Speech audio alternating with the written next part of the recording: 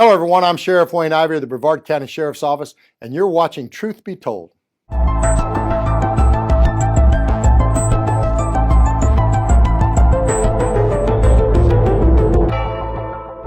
Over the course of the past 22 months, the Florida Today has written in excess of 57 articles about the death of inmate Gregory Edwards, who died in Sheriff's Office custody following his arrest on December 9th of 2018. Edwards was arrested that same day by West Melbourne police after he violently attacked and injured a charity worker who was picking up toys from Walmart for the Kids Without Christmas organization.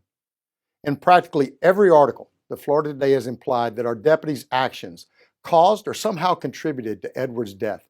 And even after the medical examiner determined that Edwards died accidentally as a result of excited delirium, not blunt force trauma or asphyxia, the Florida Today published articles that led some in this community to believe his death was not accidental, but rather intentional or willful.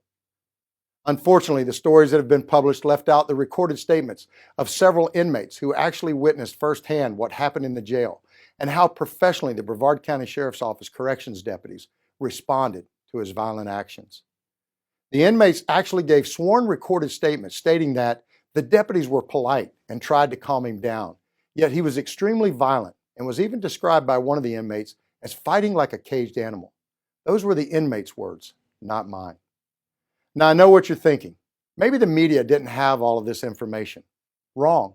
They had every bit of it, as they were provided every single report, interview, all videos other than the jail surveillance video, recorded statements, photographs, and so on. Yet somehow, the Florida Today didn't think any of that was important in their continued attacks on our deputies. Following the very in-depth and thorough death investigation of Edwards, the state attorney for the 18th Judicial Circuit reviewed the entire case, including jail security video that captured Edwards' violent attack on a corrections deputy and how the deputies responded to the attack and de-escalated it as safely as possible. Following the review of the investigation, the state attorney determined that there was no wrongdoing on behalf of the arresting officers or attending corrections deputies. In fact, the state attorney found that the facts and evidence in the case supported the actions of the arresting officers and corrections deputies, the findings of the medical examiner, and also concluded that the corrections deputies responded to Edwards' violent attack in the appropriate manner and used great restraint in addressing the threat. As a result of the state attorney's findings, the Florida Today began to target the medical examiner, and in fact, a few citizens questioned his ability so much that the state medical examiner's board reviewed the entire autopsy and jail security video and once again came to the conclusion that the medical examiner did nothing improper in arriving at the cause of death for Edwards as excited delirium. And after that didn't work in their favor, the Florida Today and the same small group of citizens asked for an independent review of the investigation by an outside agency. So even though the law did not require me to do so, in an abundance of transparency, I invited the Florida Department of Law Enforcement to conduct an independent review of the incident and to immediately take to the state attorney any findings they observe that would indicate unprofessional or criminal actions on the part of any member of my team. In requesting that FDLE conduct the review, our agency provided them with every aspect of the investigation, including the jail security video that captured the incident at the booking desk and subsequent actions by the responding corrections deputies and medical staff. The result? After spending weeks reviewing the case file and jail security video, FDLE concluded that our agency did an extremely thorough job of conducting the investigation and presenting the actual facts and evidence of the case to the state attorney for review. And even after all of that, the Florida Today, as part of their continued and deliberate attacks on the Brevard County Sheriff's Office, demanded that the Sheriff's Office release the jail security video of the incident, even though they are well aware that jail security video is exempt by Florida statute and public records because it shows security features, jail movement procedures, and other aspects that could damage the security of the jail and the safety of those employed there should it become public record. Essentially, jail security video is exempt from public record for the safety and security of the facility, the employees, and the inmates that are housed within, and the exemption and need to keep jail security video confidential was so profound that in 2001, the Florida legislature made it a law that the video could not be released unless specifically ordered by a judge. So even with knowing the entire facts of the case, the findings of the state attorney, the review of the case by FDLE, and the security concerns of the jail, the Florida Today filed a lawsuit against your sheriff and your Brevard County Sheriff's Office to have a judge order the video to be released. As a result, a Brevard County Circuit Judge has now recently authorized me to play a redacted and narrated version of the jail security video that protects the public record's concern of revealing the security surveillance system at the Brevard County Jail Complex, while also providing answers that anyone in our community may have as a result of the overwhelming amount of misinformation that has been implied by the Florida Today in over 57 articles about the death of Gregory Edwards.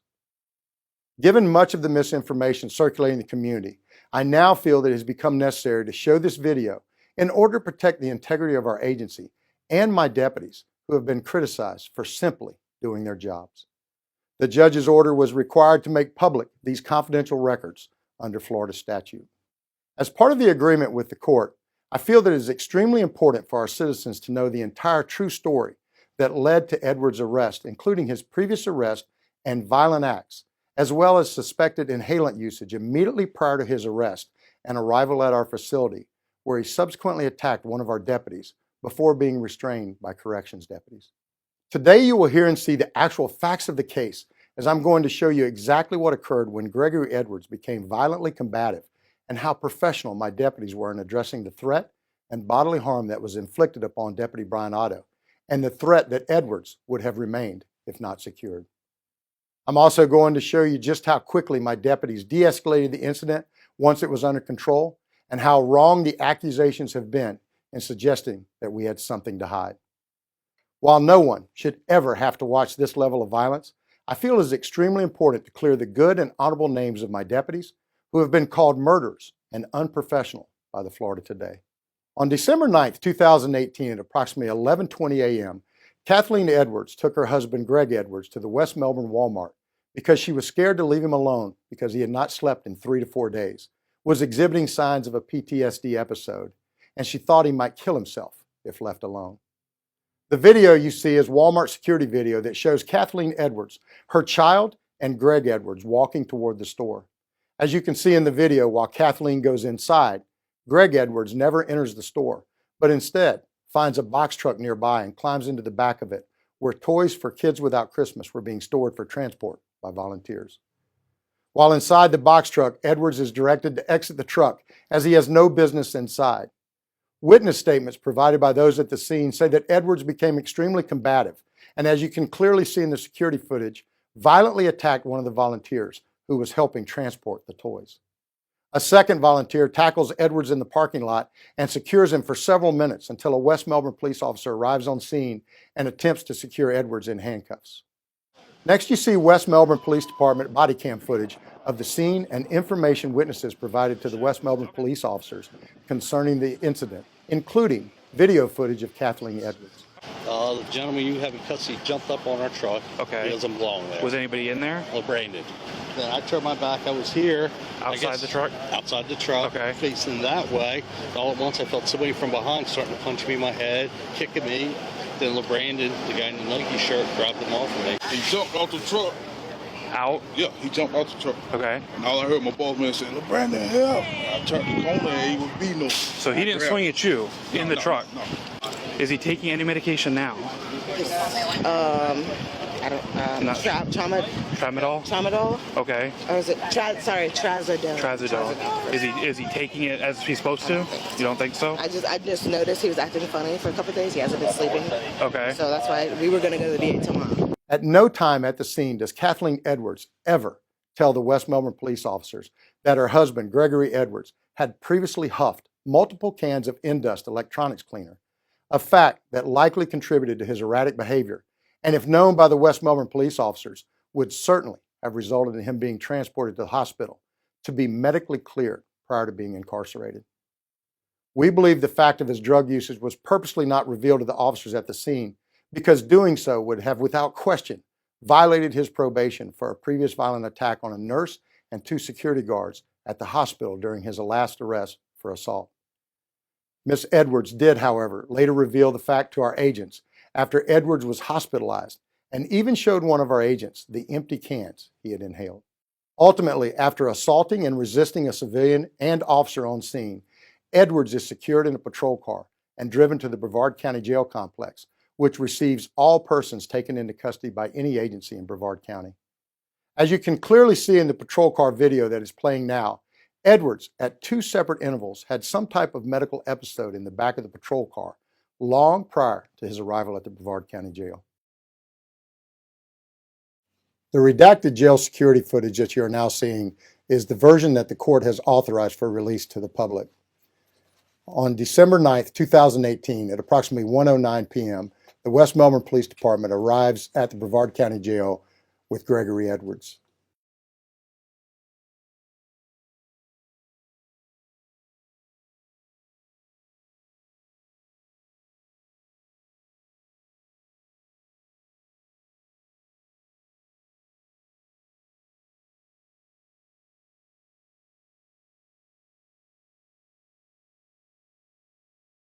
As you can see from the footage, as the West Melbourne police officer secures his weapon, a member of the Brevard County Sheriff's Office comes outside to help get Edwards inside the facility.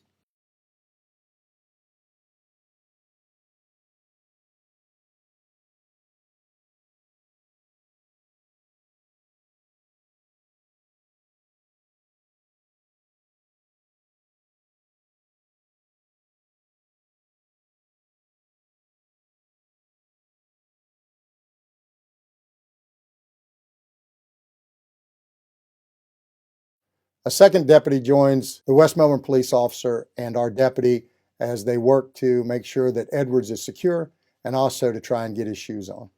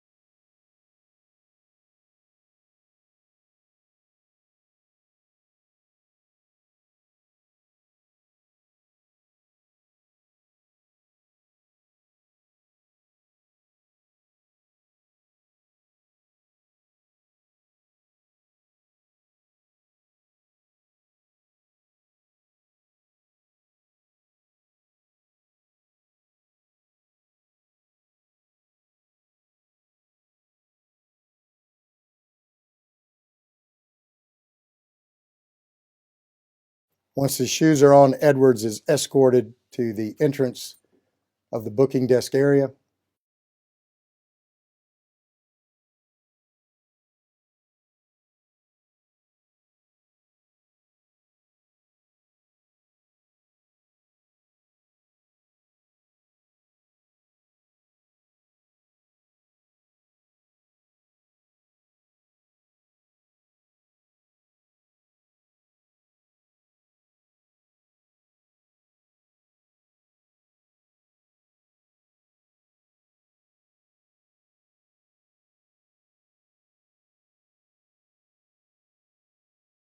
Once inside the secure area, the handcuffs are removed from Edwards and he is recuffed in the front as is standard protocol for the Brevard County Sheriff's Office.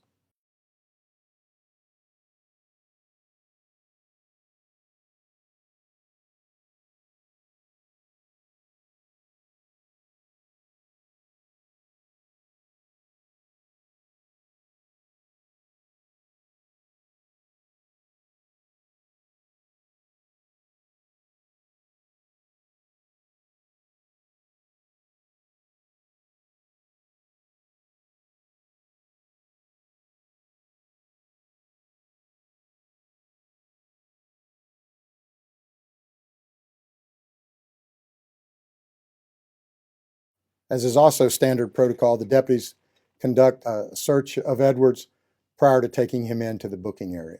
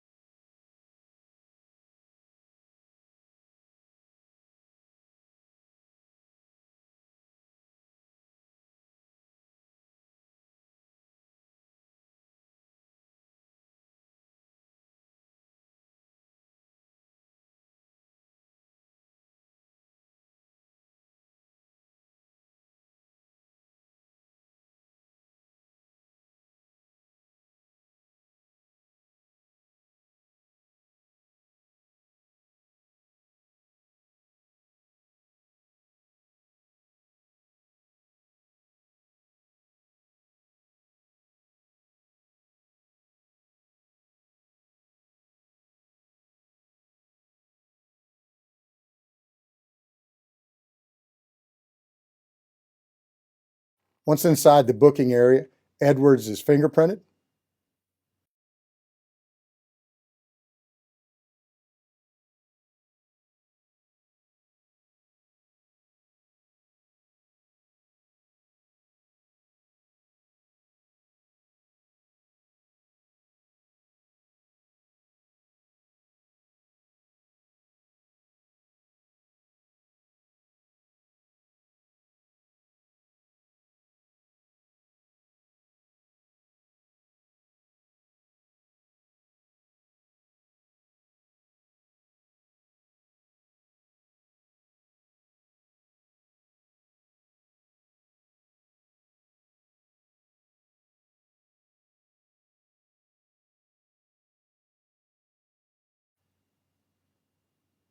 And then taken to an area where he changes into his jumpsuit.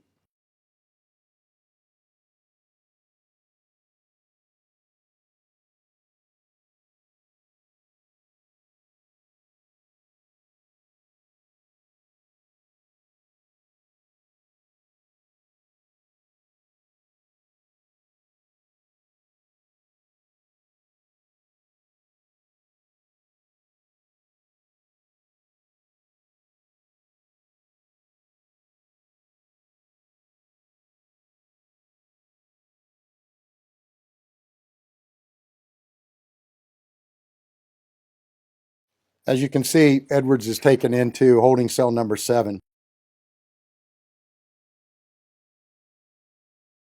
While in the holding cell, not only does he begin to do push-ups, he is provided lunch, and then all of a sudden his level of agitation begins.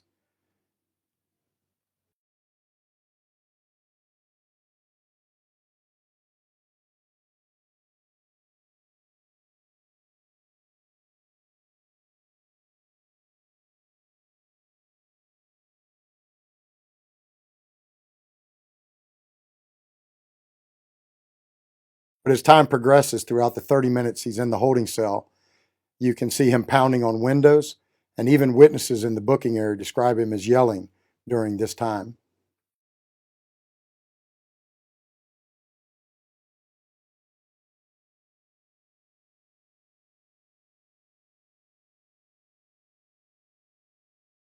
At approximately 1:51:38 on the video timer, you see Deputy Otto escorting Edwards out of the holding cell with the intent to photograph him.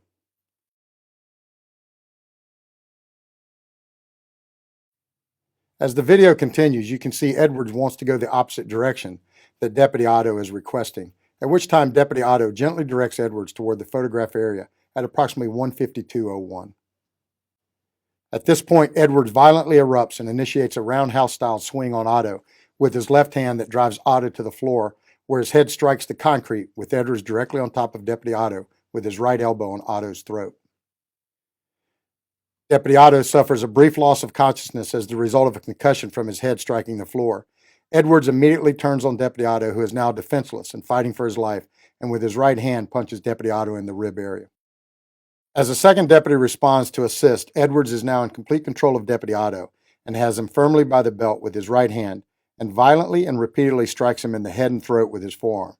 As a third deputy arrives, Edwards puts Deputy Otto in a chokehold, and as you can see from the video, is choking Deputy Otto, who is now completely unable to defend himself.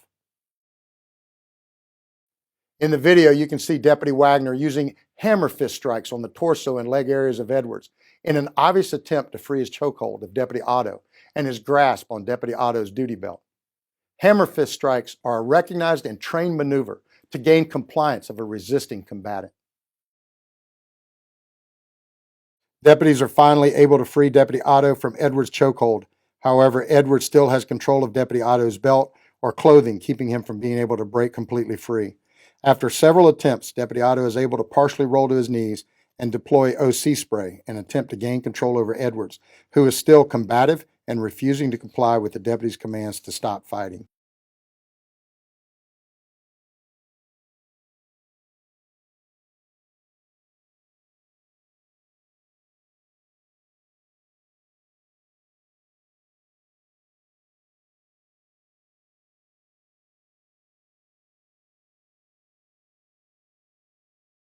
As you can see from the video, Edwards is still violently resisting as an additional deputy and supervisor arrive in the booking area.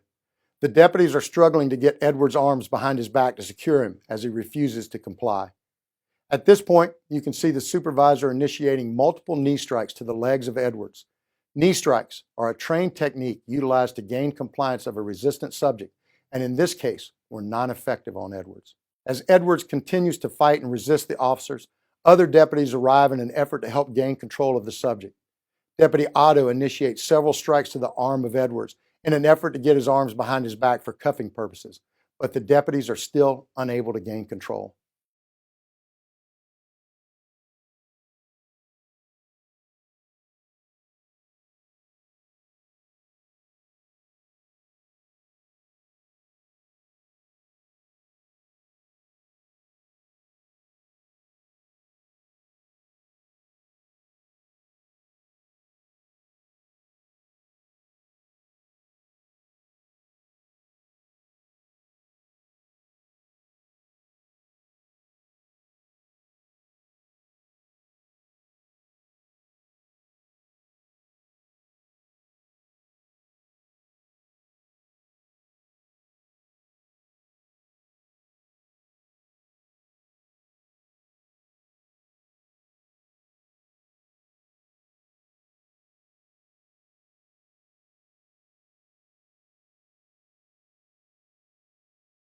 After fighting to gain control of Edwards for over 4 minutes, deputies attempt to utilize a taser to gain control with little to no effect.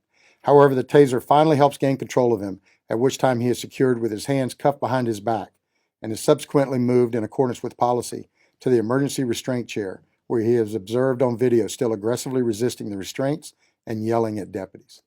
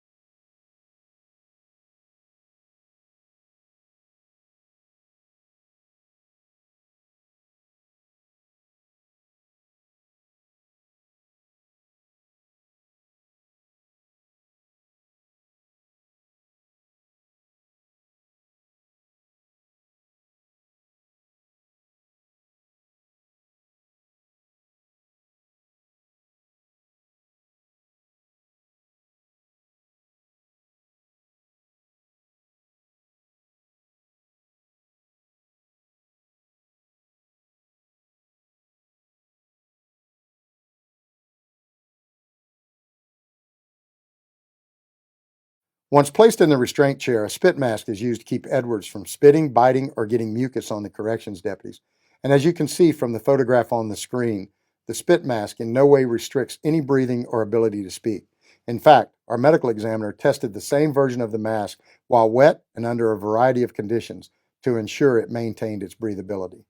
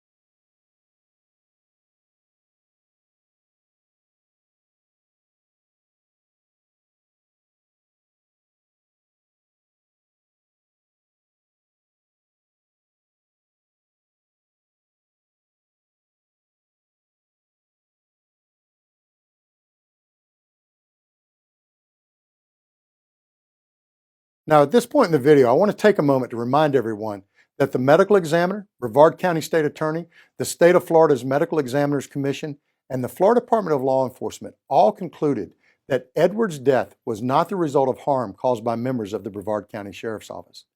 The medical examiner subsequently concluded that Gregory Edwards died as the result of excited delirium. And keep in mind that evidence in the case determined that prior to being arrested, Edwards huffed multiple cans of end dust. In fact, even Dr. Roy Bedard, the Florida Today's own expert, who is recognized as an expert witness in use of force and response to resistance, rendered the opinion that the Brevard County Sheriff's Office Corrections deputy's response to resistance to Gregory Edwards was appropriate, and the use of the restraint chair was appropriate as well. So now even Florida Today's own expert witness acknowledges that the men and women of the Brevard County Sheriff's Office responded with the appropriate use of force to Gregory Edwards' violent and unprovoked attack on Deputy Brian Otto as he was actively fighting the entire time.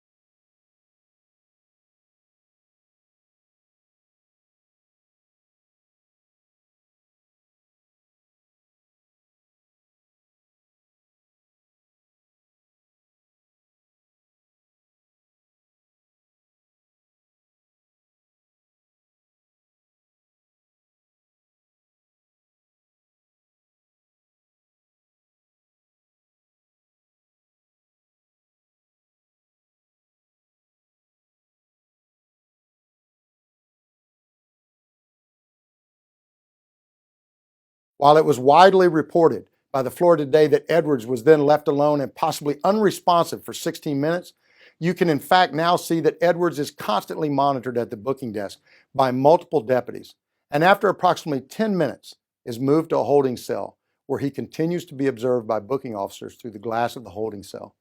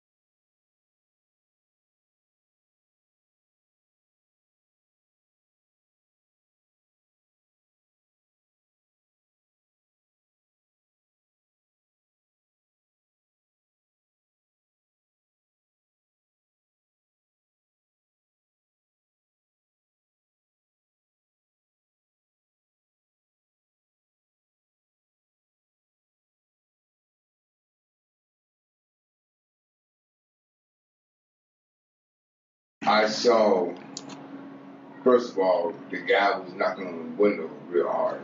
Okay, Banging on the window. so like one of the other inmates? The guy that passed away. Okay. He was banging on the window for what reason, I don't know.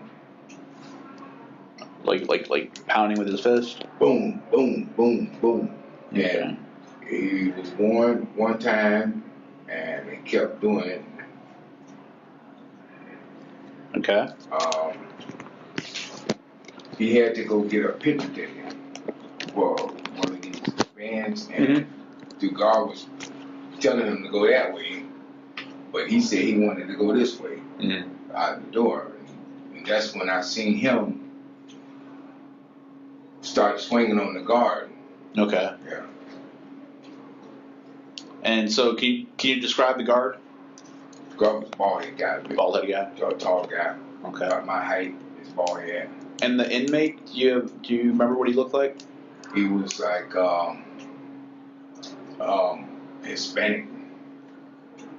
Hispanic or half black. Okay. Something like that. Kind of like a light color? Light color. Okay. Now when you said he started swinging on him, how did he start swinging on him? Just toward his face, toward his head, toward the guard head. Like with closed fists or something? Right, yeah. Okay. Yeah, like he was. Did he make contact with the guard? Yeah, he was ready to fight, yeah. I Okay. could tell by the expression on his face he was ready to fight. Okay.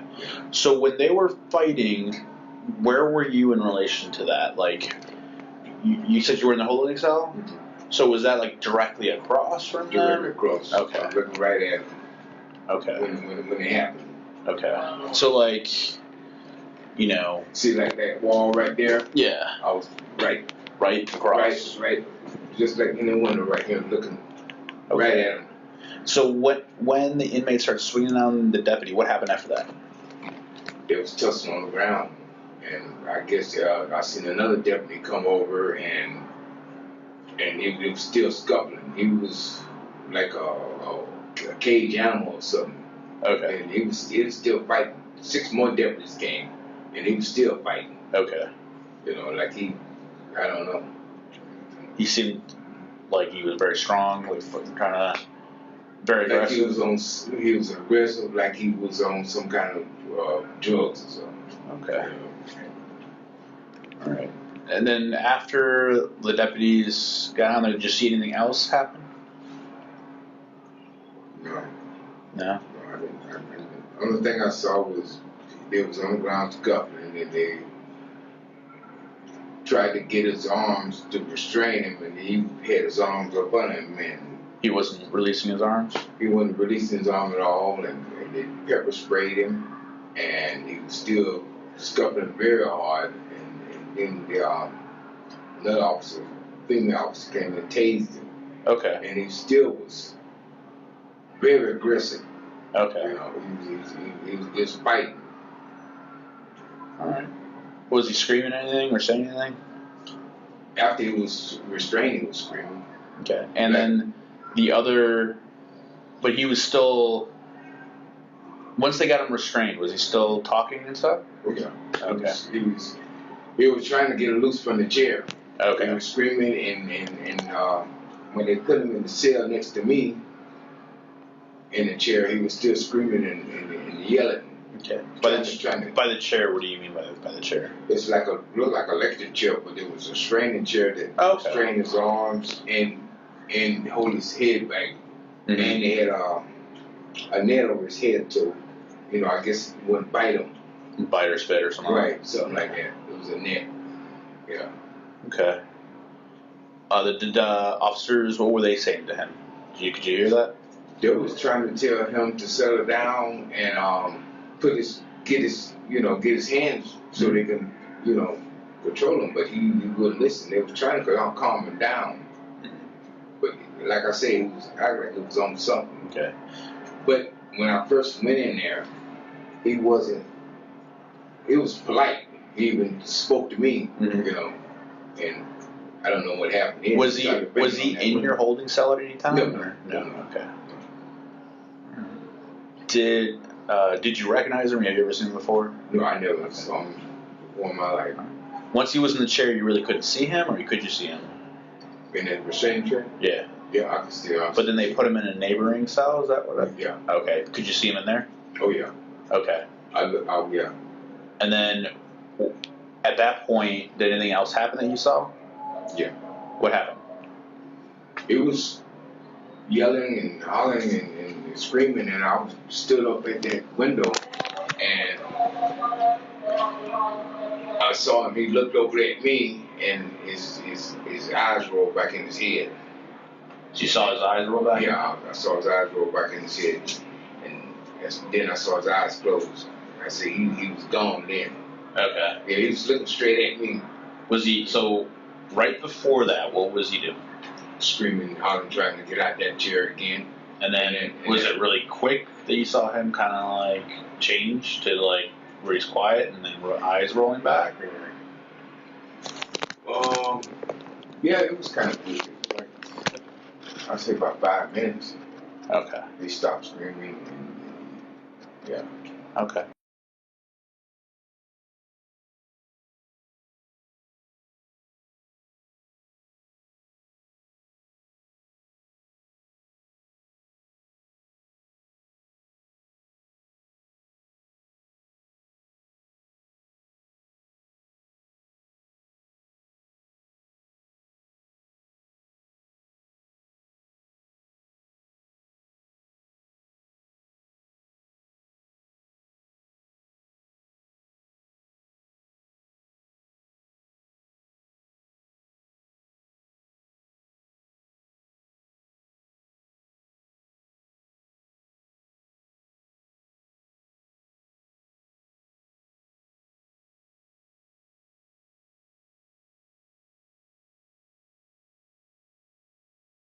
Another fact that is misrepresented by the floor today is that deputies did not check on Edwards. However, as you can see from the video footage, several deputies checked on him after he was placed in the holding cell, as well as the booking nurse, who can be seen in the video in red scrubs and a dark-colored long-sleeve shirt.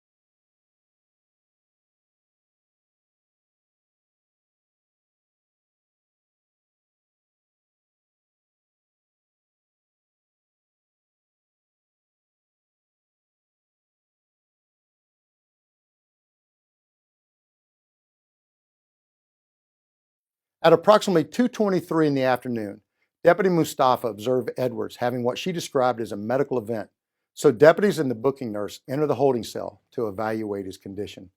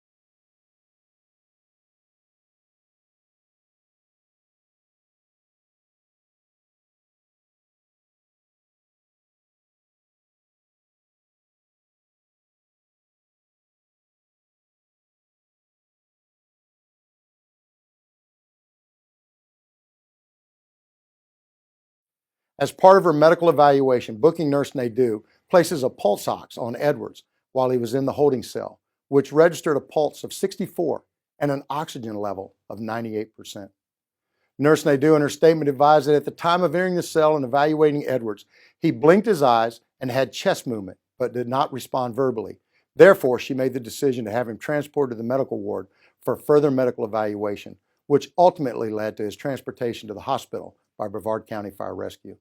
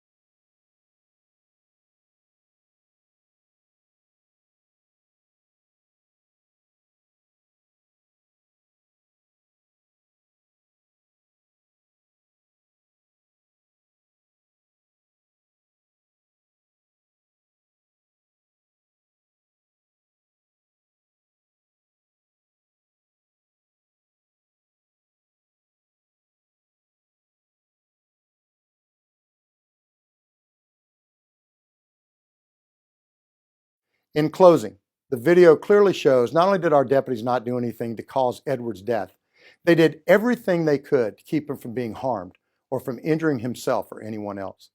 The only crime you see being committed in the video is by Edwards himself, as he violently engaged in a ground fight with Deputy Otto and actively resisted the lawful orders of our corrections deputies. In an effort to provide the community all the facts, I have posted the entire case file on our website for each of you to review at brevardsheriff.com. Now, this entire charade has gone on long enough. Sadly, there are those in this community who have exploited the death of Gregory Edwards and his entire family for their own agenda. These credibility attacks and conspiracy theories have tarnished the good names of our deputies and the office of the sheriff, attacked the credibility and integrity of a doctor and our chief medical examiner, attacked the integrity of the state attorney, questioned the integrity and process of the state medical examiner review board, and the depth of FDLE's own investigation. There is no question that over the course of the past year, there have been criminal and unprofessional actions by law enforcement officers from around the country. But as you can clearly see, this is not one of them. And the men and women of the Brevard County Sheriff's Office are true professionals who are a shining example of professionalism and honor.